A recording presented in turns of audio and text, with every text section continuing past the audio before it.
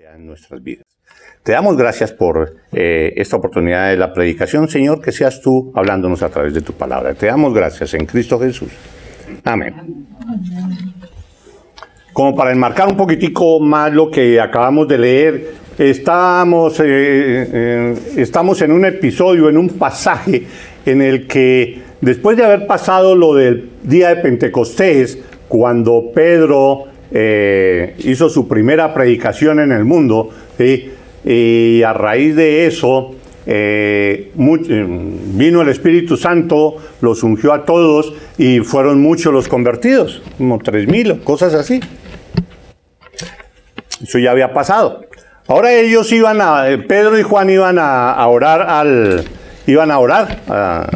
templo. Y cuando iban para allá, entonces había un inválido, tenía 40 años de edad y de nacimiento era inválido, no podía caminar. Y le pidió limosna a Pedro y a Juan. Ellos le contestaron, no tenemos sencillo. De lo que tenemos te damos. Y entonces, por medio de invocar al Señor y darle a Él la gloria, el inválido se curó y salió saltando, jubiloso, enalteciendo el nombre de Dios y lógicamente dándole las gracias a ellos. ¿Sí? En todo ese episodio, entonces, los fariseos y los escribas y los sacerdotes se dieron cuenta de todo eso y de lo que había hecho Pedro y Juan, y entonces los llamaron y los metieron a la cárcel porque estaban promoviendo aglomeraciones y a ellos no les gustaba lo que estaban predicando de Cristo Jesús, ni mucho menos. Los metieron a la cárcel. ¿Sí? Después ellos se dieron cuenta que no, pero es tan obvio lo que hicieron que nosotros no podemos mantenerlos en la cárcel. Y entonces los soltaron de la cárcel. Pero al soltarlos le dijeron, ok, los vamos a dejar libres, pero no vuelvan a predicar nada de Jesucristo. Pueden salir, pero ojo, no vuelven a predicar.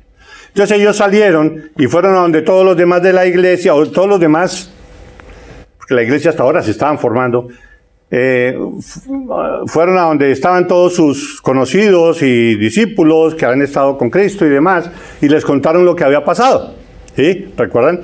Entonces, ¿ellos qué hicieron? ¿Qué hicieron ellos al ver la amenaza de los escribas y los sacerdotes y toda esa cosa? Entonces veíamos que no como hoy en día de decir, uy, no, entonces esperemos unos días. No, eso es una señal, eso quedémonos callados por un tiempo a ver si todo eso se apacigua. O no, tenemos que cerrar la iglesia, no tenemos que volver a... Nada de eso, ¿sí? Sino que de una vez ellos proclamaron lo que sabían y lo que hablaron era la soberanía de Dios. Soberano Dios. Y le oraron. Tú eres el creador de todo lo que existe, tú eres el dueño de todo lo que hay. Solo tu voluntad es la que se hace en la tierra. Te oramos, Señor, para que nos quites esa amenaza de los sacerdotes y de los levitas. No. Ellos no le pidieron, quítanos ese peligro, mira que nos van a meter a toda la cárcel o quién sabe qué nos van a hacer. No, no le pidieron eso. Soberano Dios, tú que eres el creador de todo, danos el denuedo para predicar tu palabra. Danos la fortaleza necesaria porque lo que necesitamos es predicar a Cristo y a Cristo crucificado y a Cristo resucitado. Danos la potencia, danos lo que necesitemos para predicar a Cristo con denuedo. Esa fue su petición, esa fue su oración. Cualquier otra situación, en cualquier otro momento de la historia de la oración, seguramente hubiera sido diferente. ¿Sí? Y en eso, cuando oraron, también dijeron, en la oración, también hablaron de... nosotros no sabemos por qué están ahí reunidos y se preguntan que qué es lo que está pasando, que eso es lo de Cristo, eso es mentira y todas esas cosas, siendo que todo eso lo dijeron en el Antiguo Testamento, esto y esto y esto y esto, lo dijeron. Eso todo está previsto, está predicho en el Antiguo Testamento. ¿Por qué ahora vienen a decir por qué está sucediendo esto? Eso es lógico que iba a pasar todo esto. Ya estaba predicho la venida del Mesías. Y bueno, entonces ese es el contexto de lo que estamos viendo hoy. Entonces, vamos a ver aquí cuatro aspectos importantes que se ven en todos estos pasajes. Lo primero que vamos a mirar es lo que nos dice aquí en el versículo 32. En el versículo 32 nos dice: y la multitud de los que habían creído era de un corazón y un alma. La multitud de los que habían creído, ¿sí?, con la predicación de Pedro, toda esa gente, que eran como 3,000 o 5,000, era de un corazón y un alma. Entonces, ¿de qué estamos hablando acá? ¿De qué está hablando Pedro aquí? La unidad de los creyentes, de lo que de pronto estábamos hablando esta mañana. La unidad de los creyentes. La unidad de los creyentes, la unidad de la iglesia.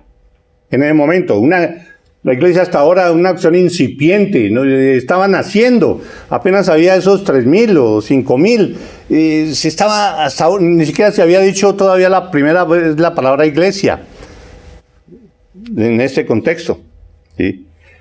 Entonces, la unidad de la iglesia en ese momento, el tener un corazón y un alma, eso no fue producido por el esfuerzo de todas estas personas que dijeron: oiga, tenemos ahora que unirnos y tener un mismo programa de acción y necesitamos unirnos y todo. No, esa unión se dio por el Espíritu Santo única y exclusivamente, porque esa unión no se produce así de que todos pongámonos de acuerdo. Sí, vamos a estar de acuerdo en este punto, como es cualquier sociedad actualmente, y se pone de acuerdo en una sociedad y se forma una sociedad y listo, estamos de acuerdo, estos son nuestros puntos de acuerdo y listo. No, aquí ya todos ellos eran de un corazón y un alma. Y eso es un milagro. Y los milagros solo los hace Dios. Eso no fue por generación espontánea que a ellos se les ocurrió, debemos unirnos. No. Eso fue un producto de la regeneración que había hecho en ellos el Espíritu Santo. No hay ninguna otra explicación. Ahí es donde nosotros tenemos que caer en cuenta en que la unidad de la iglesia no se da por estar juntos. Vamos a unirnos y vamos a hacer una gran reunión en este estadio de todos los representantes de las iglesias que existen en Arizona, porque vamos a mostrar nuestra unidad y nuestra fortaleza a todo el mundo, porque somos fuertes y toda la cosa. Nada de eso. Eso no es la unidad de la iglesia. La unidad de la iglesia ya la tenemos, tal como sucedió aquí. Ya la tenemos cuando fuimos regenerados cada uno de nosotros y el Espíritu Santo nos dio en ese momento esa unión, esa unidad. Como dice acá, un solo corazón y un alma. Esos somos los cristianos. Esa unidad nos la dio el Espíritu Santo. Ahora, esa unión de esa primera iglesia, lo que estaba generando ahí la iglesia, eso no era solo de palabras. Sí, estamos unidos, somos únicos. No, nada de eso. No era eso, no era nada parecido. Sino que esa unión se manifestaba en hechos reales, ¿sí? Eso no era solo de palabra, pero estamos unidos, cosas así, no. Se manifestó en obras de amor. Y eso lo vemos en los versículos 32, la segunda parte del 32, y en el 34 y el 35, ¿sí? Esos versículos dicen: y ninguno, esa es la forma como se manifestaba esa unidad, y esa identidad de espíritu, esa identidad. Y ninguno decía ser suyo propio nada de lo que poseía, sino que tenían todas las cosas en común. Así que no había entre ellos ningún necesitado, porque todos los que poseían heredades o casas las vendían y traían el precio de lo vendido y lo ponían a los pies de los apóstoles, y se repartía a cada uno según su necesidad. entendían la soberanía de Dios en que Él es el proveedor universal. De nosotros no es nada. Todo es de Dios. Todo es de Dios. Y ninguno decía ser suyo propio nada de lo que poseía. Hoy en día, bueno, ¿y usted qué tiene? No, pues todo esto es mío. Mire, estas posesiones son mías. No, ellos decían nada. Ninguno decía ser suyo propio, nada de lo que poseía. Reconocían que todo es de Dios. La creencia en un Dios soberano, el entender profundamente que nosotros no somos nada ni tenemos nada y que de Dios proviene todo, y el tener claro que lo que Dios quiere de nosotros, ¿qué es lo que quiere Dios de nosotros? Es misericordia y amar al prójimo como a nosotros mismos. Él solo que Él quiere de nosotros, y en esa forma es que se puede mostrar esa unidad, ese corazón de un solo corazón y un alma. ¿Eso qué pasó? Eso se reflejó inmediatamente en ver y entender a los necesitados de la iglesia. Hay gente muy pobre. ¿Y los otros tranquilos? Mirando, sí, pobrecitos, hay que orar. No. Vendían, tenían un terreno, tenían una caja por allá, la vendían y ese dinero lo traían. Ahí está. ¿Para qué? Pues para que los apóstoles repartan a estos necesitados, porque todos somos hijos de Dios, todos necesitamos. Los que tengan, hombre, si quieren venderlo y traer el dinero, ok, háganlo. Y así lo hicieron, así lo hicieron. En Miqueas 6:8 dice: oh hombre, Él te ha declarado lo que es bueno. ¿Y qué pide Jehová de ti? ¿Qué es lo que pide Jehová de ti? Solamente hacer justicia y amar misericordia y humillarte ante tu Dios. Y eso fue exactamente lo que hicieron los de la primera iglesia. Entonces esa unidad se mostraba en hechos reales, de amor real, cosa específica. No solo con desearle a los hermanos necesitados, ok, que Dios los bendiga, que Dios los ayude, sino que personal y directamente daban sus pertenencias para estas personas que necesitaban. Ahora, el ofrendar a esas personas no era ninguna obligación. No era obligación impuesta por los apóstoles, ni mucho menos. No, el que quería lo hacía. Si no, pues no. Eso no era ningún punto de lo del que quiera pertenecer a esta iglesia, tiene que vender todo lo que tenga ahí, lo que produce, lo trae acá. No, eso no era así. Eso era completamente voluntario, el que quiera hacerlo. No era un requerimiento para pertenecer a la iglesia tampoco. Y tampoco era el diezmo. Tampoco era el diezmo. El diezmo, pues entendemos que para el sostenimiento de la iglesia es otra cosa.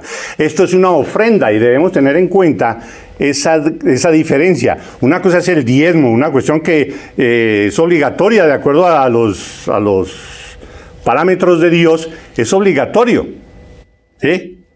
Esa clase de dar, ¿sí?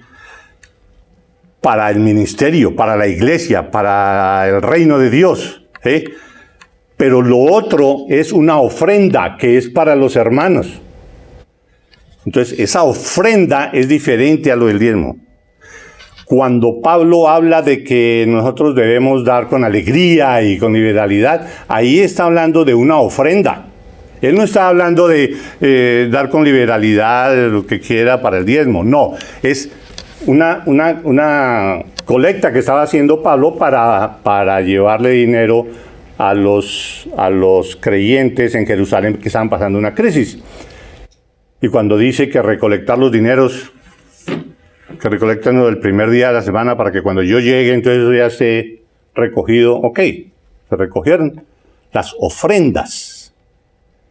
Es como recoger aquí dinero para la necesidad de este hermano o de esta hermana. Eso es una ofrenda diferente a los diezmos para la iglesia. No hay que confundir.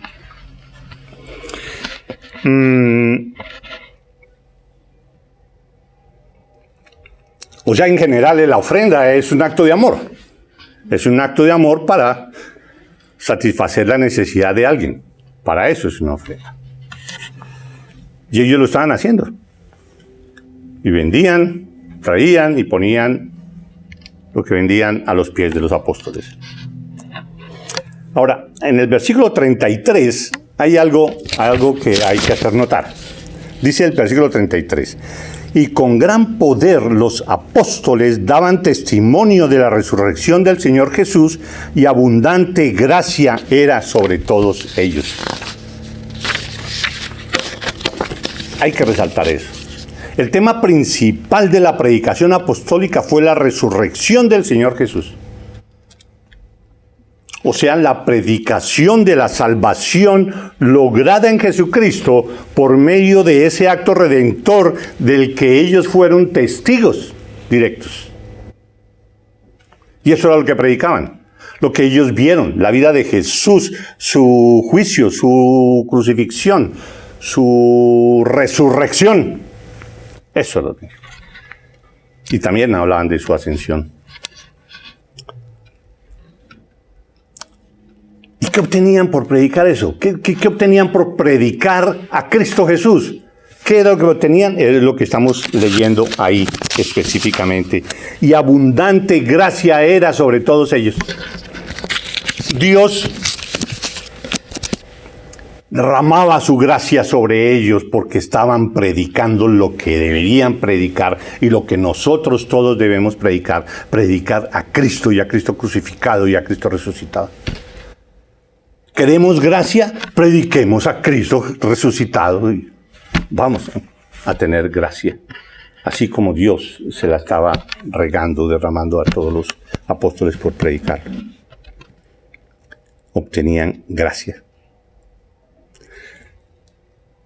Aquí luego el relato habla de un ejemplo de un personaje que hizo eso, que hizo lo de vender, recoger el dinero y traerlo a los pies de los discípulos. Lo hizo de una manera pura, santa, lleno del Espíritu. Y pone el ejemplo de Bernabé. ¿Recuerdan de Bernabé? Bernabé se habla más tarde en Hechos. Y fue un personaje supremamente importante para toda la vida de Pablo. Todo el ministerio de Pablo. Él fue un apoyo único. Bernabé. Y a él le llamaban el hijo de consolación, porque reflejaba su forma de ser, su pureza, su tranquilidad y su trabajo esmerado por la obra del Señor. Y pone el ejemplo de él. Entonces José, a quien los apóstoles pusieron por sobrenombre Bernabé, que traducido es hijo de consolación, levita, natural de Chipre, como tenía una heredad, la vendió y trajo el precio y lo puso a los pies de los apóstoles. Perfecto. No se habla nada más. Bernabé hizo lo que otros estaban haciendo.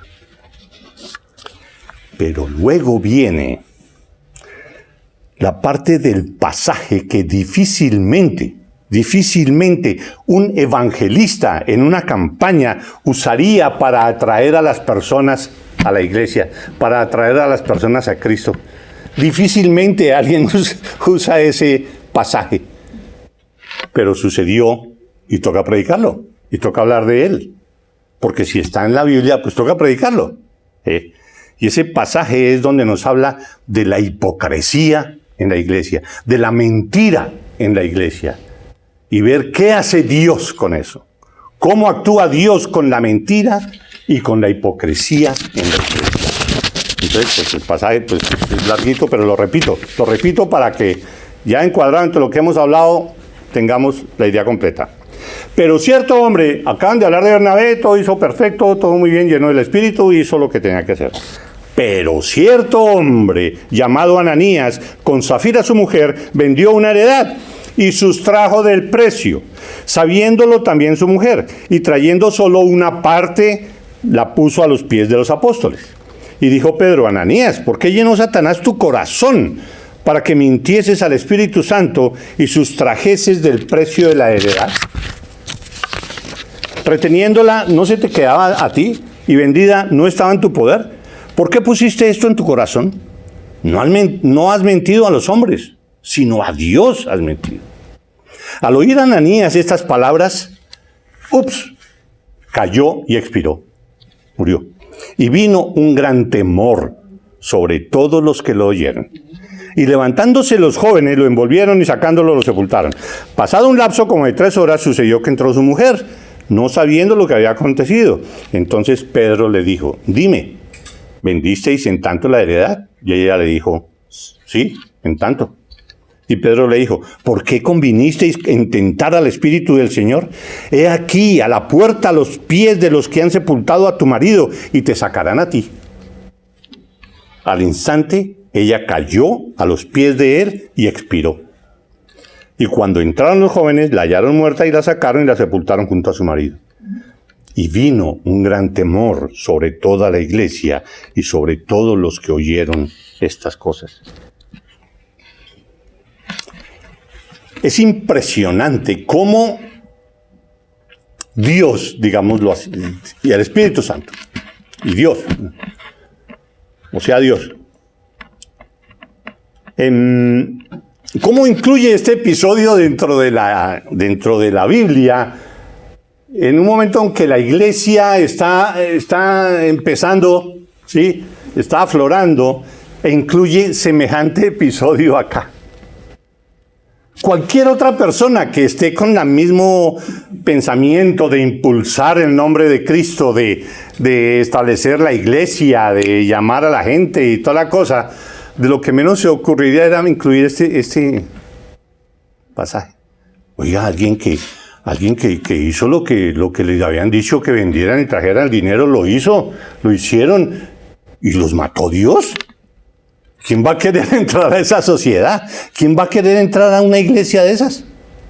¿Solo porque se quedaron con una parte del dinero?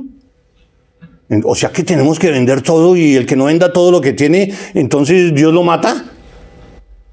Es lo que fácilmente se puede deducir de eso. Entonces, uno dice, wow, ahí es donde uno muestra que la palabra de Dios es verdad. Porque ahí lo que está escrito es la verdad. ¿Y esto pasó así? Sí, señor, así pasó.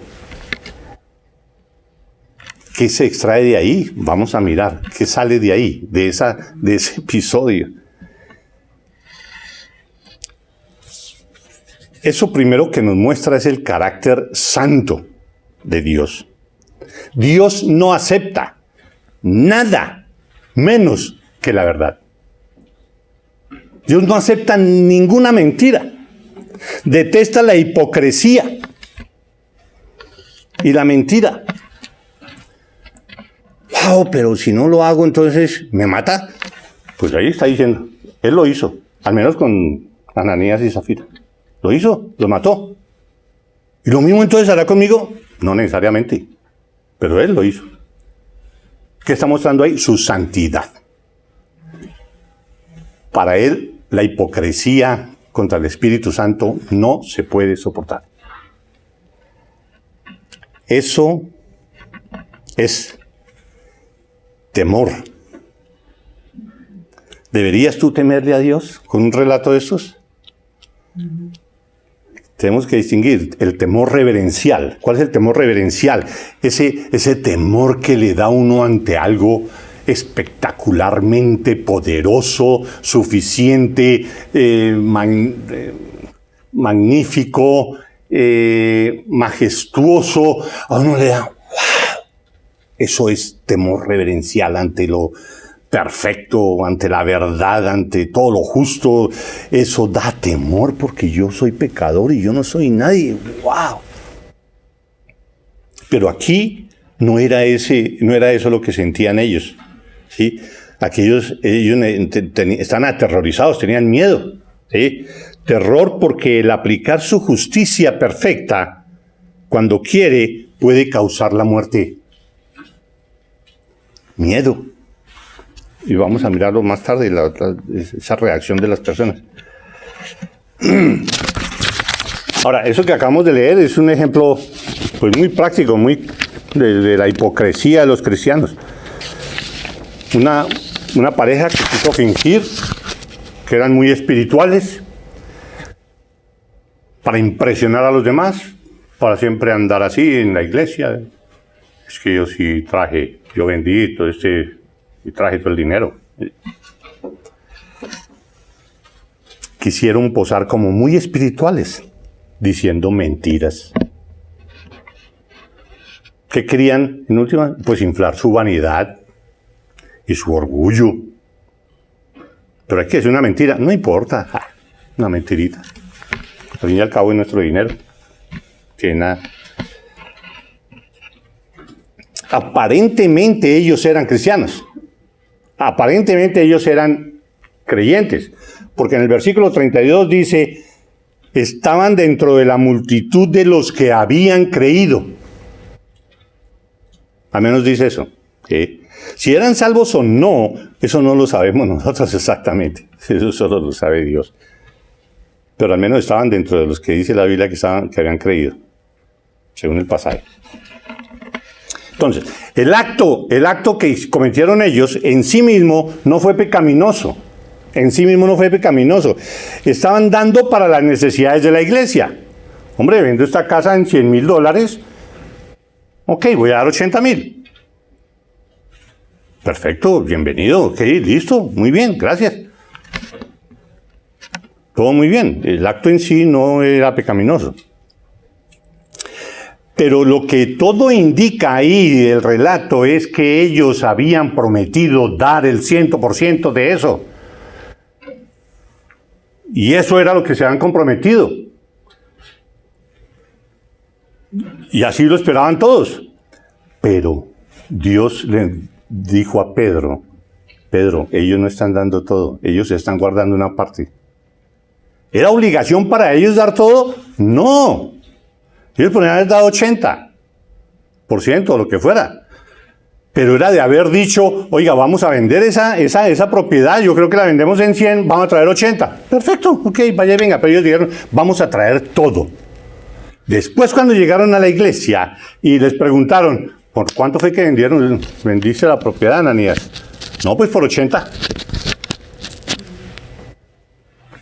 ¿Qué fue lo que pasó? ¿Cómo puso Satanás eso en tu corazón? ¿Por qué te dejaste poner eso en tu corazón?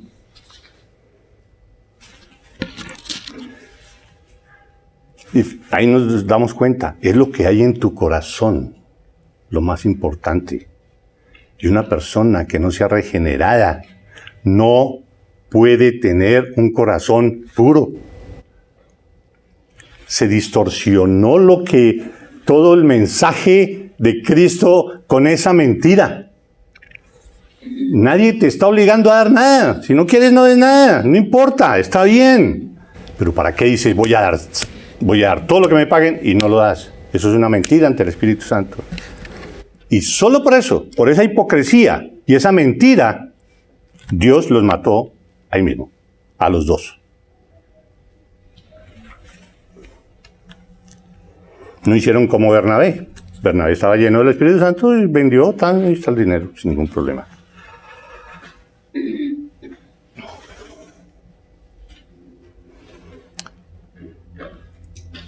Dios castigó el pecado de ellos con la muerte.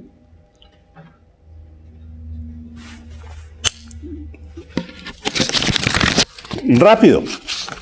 No hay ninguna otra explicación allí. ¿Sí? Ahora, miremos el versículo 5, en el capítulo 5, el versículo 1. El versículo 5 y el versículo 11. ¿Sí? Y que es donde se ve todo el temor a Dios, el temor de las otras personas. ¿Qué pasó con las otras personas? ¿Sí? Ellos, mintieron. Pedro les dijo, ustedes mintieron, Dios les quitó la vida. ¿Sí? Pero ¿qué pasó con las otras personas? El versículo 5 dice, al oír Ananías estas palabras, cayó y expiró. Y vino un gran temor sobre todos los que lo oyeron. Y el versículo 11, y vino gran temor sobre toda la iglesia y sobre todos los que oyeron estas cosas. O sea, que no solo les dio temor a todos los de la iglesia, sino a todas las personas que supieron y se enteraron de ese episodio. Había más personas. Interesante ese detallito. Los de la iglesia llevaban más personas. Todavía no eran cristianos, todavía no eran creyentes, no formaban parte de la iglesia, pero estaban ahí. ¿Cómo? Porque nosotros los llevaron, los invitaron, ¿sí? Oyeron, ahí están. Y vino un gran temor sobre todos los que lo oyeron. Y vino gran temor sobre toda la iglesia y sobre todos los que oyeron. Una primera tarea que nosotros no estamos haciendo, no estamos cumpliendo, no estamos trayendo a nadie a la iglesia. Dentro y fuera de la iglesia pasa esto. ¿Qué forma de atraer personas para la iglesia con semejante historia?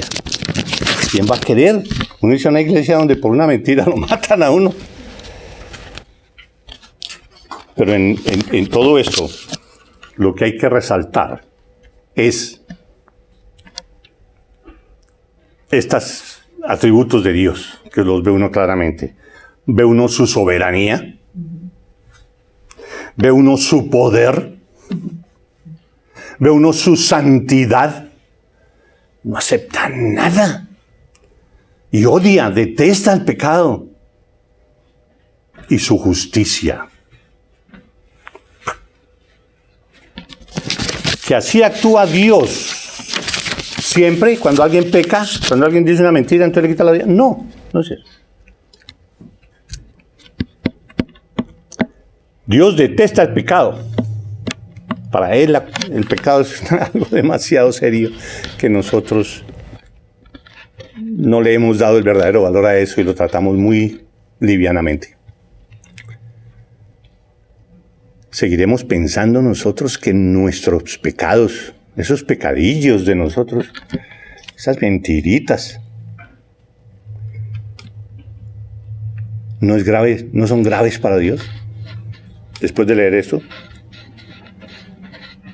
¿Dios se va a sentir diferente a como se sintió aquí con Ananías y Zafira? No hay razón para que se sienta diferente con cualquier pecado de nosotros. ¿O será que nosotros somos más inteligentes y nosotros sí podemos hacer pasar desapercibido nuestro pecado ante el Espíritu Santo? Que nosotros ya sabemos cómo esconderlo. No, yo sé cómo diluirlo dentro de mis actos. Dios me conoce. Hermanos, nosotros debemos confrontarnos a nosotros mismos, revisarnos a nosotros mismos. No le mintamos al Espíritu Santo. No le mintamos ni a la iglesia, ni a nosotros mismos, ni a todos los otros que oyen.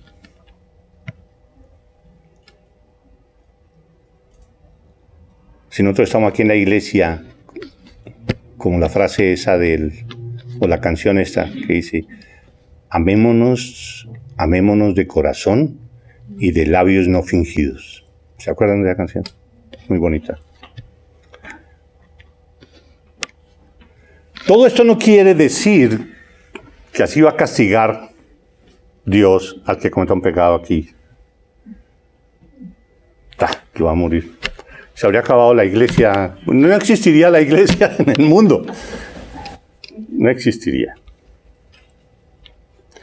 Dios es misericordioso con quien quiere ser misericordioso. Y Dios es justo siempre. Hay otros, termino con esto. Voy a leer unos versículos nomás y terminamos con eso. Donde se nos muestra que no es la única parte donde Dios habla de eso, de castigar el pecado de esa manera. Cuando se habla de la cena del Señor, la instauración de la cena del Señor, cuando Pablo habla de esto, en 1 Corintios 11, donde se habla sobre tomar la cena indignamente, ¿recuerdan? Dice, de manera que cualquiera que comiere este pan o bebiere esta copa del Señor indignamente, será culpado del cuerpo y de la sangre del Señor. Por tanto, pruébese cada uno a sí mismo y coma así del pan y beba de la copa. Porque el que come y bebe indignamente, sin discernir el cuerpo del Señor, juicio come y bebe para sí.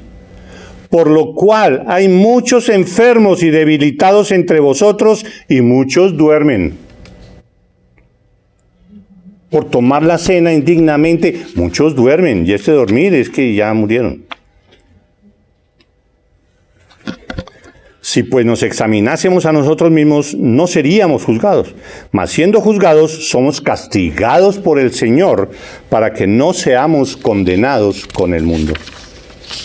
En 1 Juan 5:16 dice, si alguno viera a su hermano cometer pecado que no sea de muerte, pedirá, y Dios le dará la vida, te dará vida.